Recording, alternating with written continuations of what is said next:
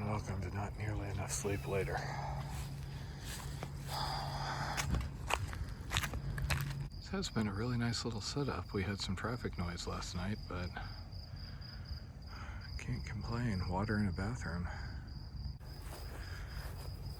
So our normal plan would actually be we were going to get hiking before now and try and get as much out of the way before our midday break so we don't have to hike until midnight like last night and hopefully get a reasonable amount of sleep. We're only not doing that because we have to resupply today, and Walmart is the first place that's open at 6 a.m. so that's actually keeping us here a little later. But it's okay because we're gonna have coffee, we think. And I either need more sleep or I need coffee, and one of those I'm not getting right now.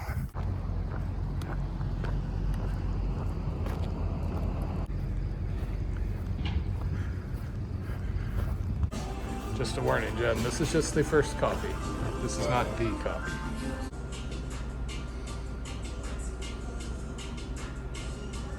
So I was just trying to edit videos while Blondie was running across the street into Walmart. And I've determined that I am at best barely coherent when I've had enough sleep and coffee. I have not had enough of either, and that did not make for conducive editing. So the big challenge we're gonna have today is that, unlike yesterday, there is not a conveniently placed visitor center with water, shade, etc. We are just gonna be out in the farm fields.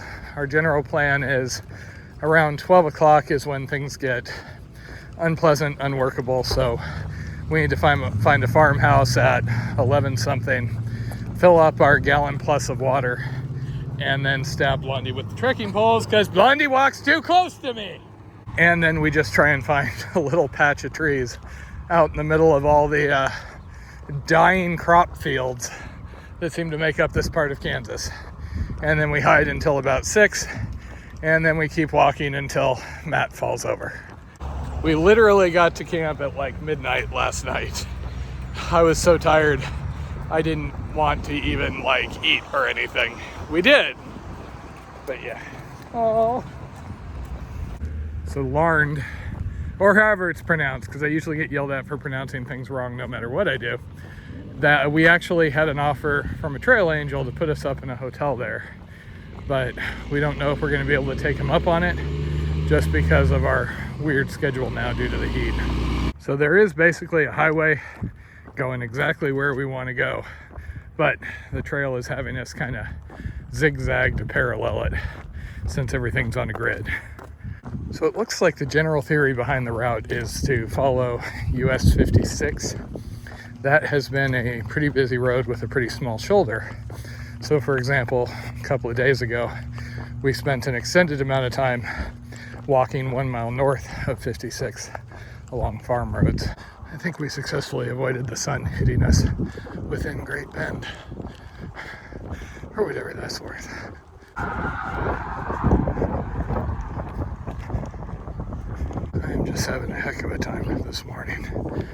I was hoping I'd kind of wake up, but seemed to be kind of like weak and wobbly this morning. I might have just pushed it a little much as far as lack of sleep. I tried my best to sleep at the visitor center, but I got like a 40-minute cat nap, and then I couldn't fall back asleep. So I was just lying there waiting for the heat to pass while Jen was snoozing for several hours. And last night we probably got 4 hours. Probably not enough when it's 25-mile day plus the heat. We're starting to see more irrigation setups out here.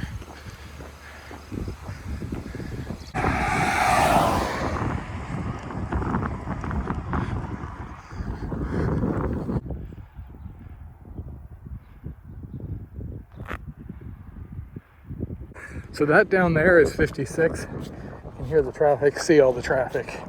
So to avoid that, it is going to be doing the grid, but since we're hiking at a diagonal, well, since we're traveling at a diagonal, it's going to be 1 grid over, 1 grid down, 2 grid over, 1 grid down, etc. At least for a while here.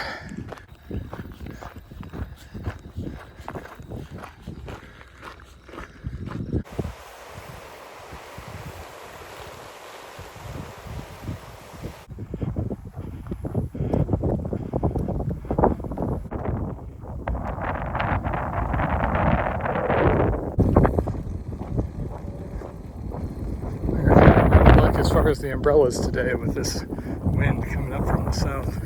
So if you're wondering why I'm sitting out here in the sun, it is because shade is rather hard to find. The vegetation's not cooperating. And I needed to wait for Jen. At least so far the breeze has been making this habitable, but it is getting increasingly warm. And regardless, we need to take a break in the middle of the day if we're going to stick with this schedule. So we're going to make for Pawnee Rock. We've currently done 14 miles, and it's another 4 miles to get to there. We'll siesta there, get started around 6, try and get to our usual 25. So we successfully got more bottles for Taters, trying to load her down since the internet loved that so much, but she has returned without water, so. Alright, that one's the best. No sign of any people.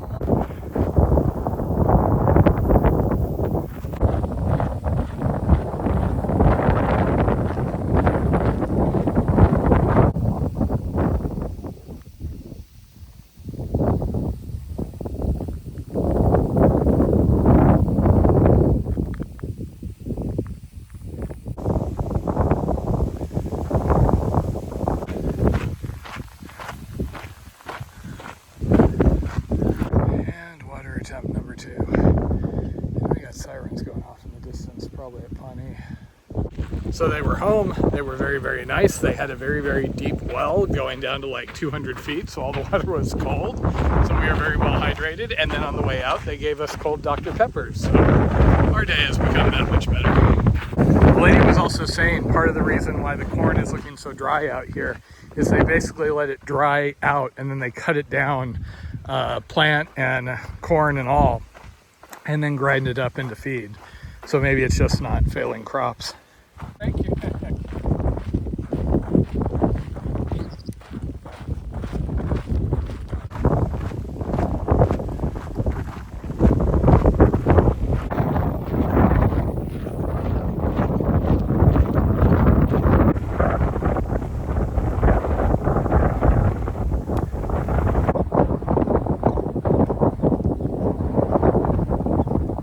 So this is Pawnee Rock up here. We picked it as our shade spot for the afternoon. It is less hot than it has been a couple other days, but we need to get used to this because it's getting warmer. And quite frankly, I've had almost no sleep, so siesta time.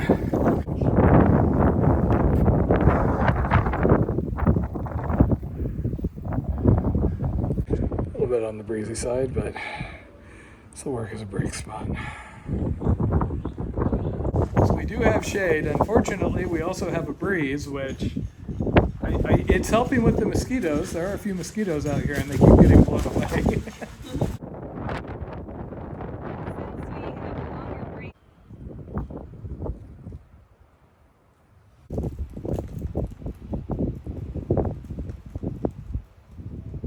It is 6 o'clock. The wind has not given up this entire time, but we are about to get moving again. So that is the town of Pawnee over there. We can usually tell a town is coming because there's one of the grain elevators. It wasn't worth 0.7 just to get something to drink when we had packed all that water. And now we go out to this grand expanse. It's just going to be still. Actually, no, we're going into the next town tonight. Never mind. The heat's already getting to me. That's good.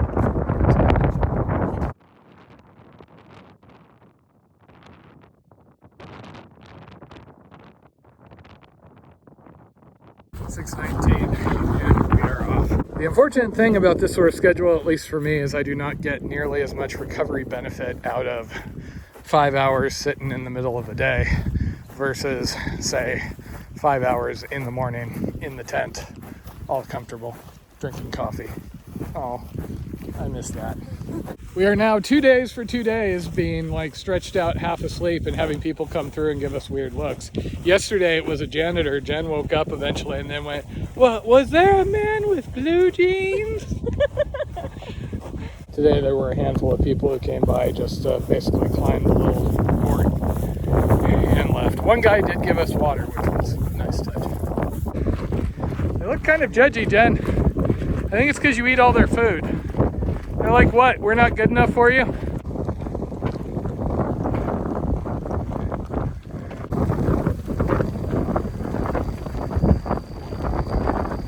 During this trip, we've of course gotten to see a lot of corn. We have joked endlessly about how much corn we're seeing, but we had gotten to see it go through a few different stages. Lately, the corn we've been seeing in this area has all been really dry, and we got a couple different explanations for why that was.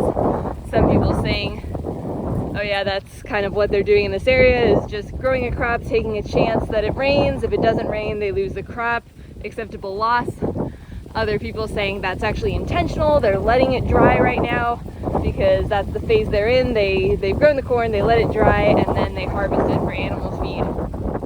This particular patch we've gotten to see up closer and notice a lot of the corns are missing a lot of their kernels, and they have this fungus, I think, growing on them. A good chunk of them seem to have been completely devoured by the fungus, like this one here. So that fungus is called wheat lacoche, and it's a delicacy. So if that corn was meant for humans, the farmers would be very happy about it. However, animals can eat it, but opinions are mixed as to whether it is a net positive or a net negative for the animals that are eating it. 7:50. Unfortunately, while we are already over 20 miles, we're going to be doing 28, 29 today because we got to get to town in another 4 or 5 miles and then walk across it to the police station and then get to the campsite. So it's going to be another late night and then early morning. But hey, sleep when you're dead, right? Or at least when the heat wave breaks.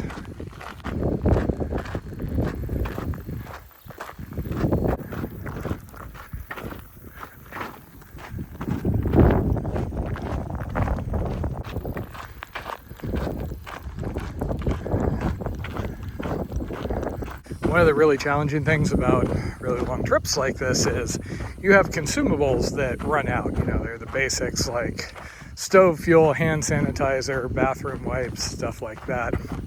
But also, right now, I just had my compression underwear. I have like compression briefs bust, and once they bust, I end up having bad chafing. Even if I put cream on, things are too sticky, sweaty, dirty this late in the day. So I had to swap, and I'm basically on my last one. The previous one broke maybe a week ago because I had to swap them more because it was getting so sweaty out here. I was having salt scrub issues, so I was swapping between them. So now I have 2 of them that have broken within a short period, and now we need to make it at least another 90 miles for me to get a replacement. And if this last one busts, that's going to be problematic. And of course, I can't really get them shipped to me because it'll be 2 weeks. We'll be out of Walmart before 2 weeks. I could try and hitch in someplace, but obviously that's a little more challenging in the middle of Kansas versus within one of the long trail corridors. The frustrating thing is Jen was at a Walmart this morning at like 5:30.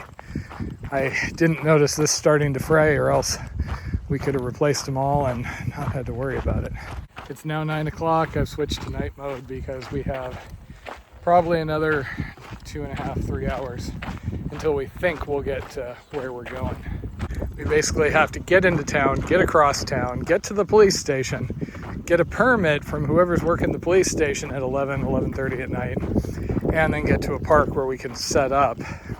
Also, we're legal in case the police decide to check us for the permit that they issued, and then get 4 hours of sleep, wake up early again, take off, and there's another little small town along the way that we're going to try and make before the heat of the day really hits. Tomorrow is the start of the 100-degree heat dome we're going to have with us for a week or so. Per the forecast, things are going to get up to a heat index of 115. That is getting pretty serious. So we are just being extra cautious, basically making sure that we have cover, because my biggest concern is it gets up to 115 and we're in some big wide open area. Now the reality is, you can see there are trees around. If we had to, we could walk across a field. We could find something. It might not be ideal, but I have had the occasional issue like on the Arizona Trail last year, where it got so hot I needed to get in the shade, and there was not shade for like 4 miles. Ended up hiding in this little scrap until things finally cooled down.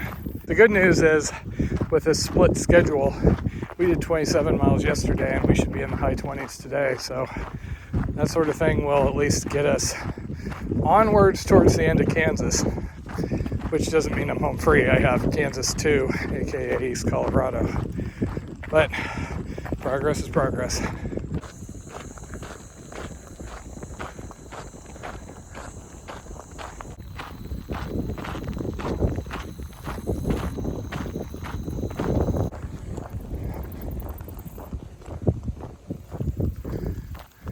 Looks like the park over there has some sort of an event, because we got teenagers screwing around out here.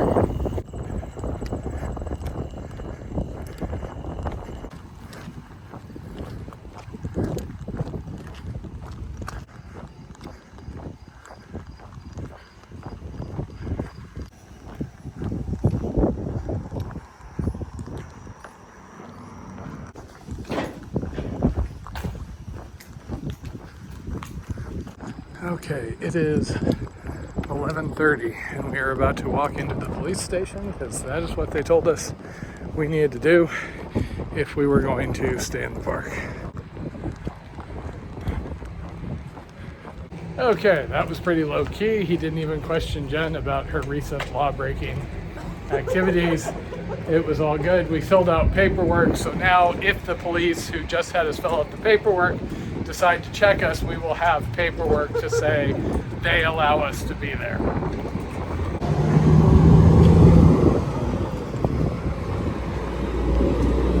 Funny thing is, there's an Indian reservation. When we went to climb Baba Kuvari, they had the same thing. You know, you got to get a permit from them so they can check it.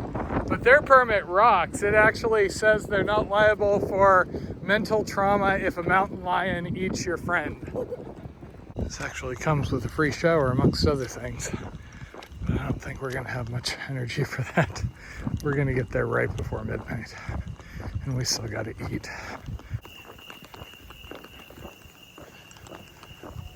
They just told us to sit up by the pool because it would be a little safer. And we're not sure what to make of that.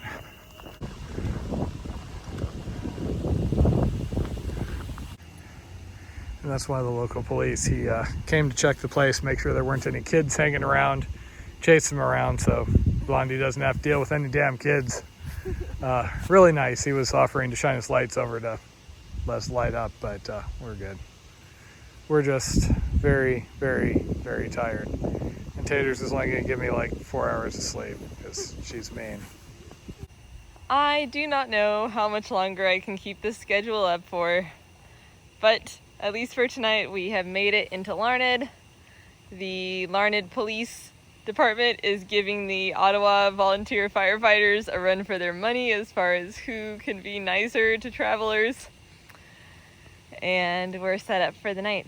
Plan is to do the same-ish thing tomorrow. If anything, we're gonna get going even earlier with even less sleep. Home sweet home for the night.